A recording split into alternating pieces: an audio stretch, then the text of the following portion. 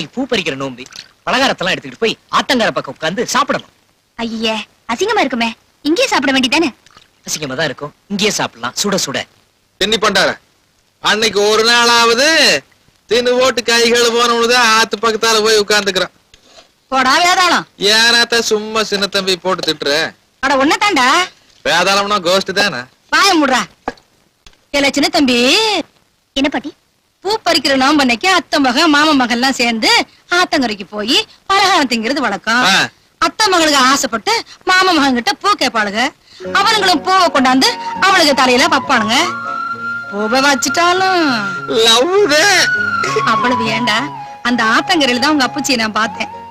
அப்ப நான் அம்புட்டு அழகா இருப்பேன். ஏனாத்த போய் தானே. அட சும்மாறா, அவங்க என் பின்னாலேயே சுத்தி சுத்தி வருவாங்க.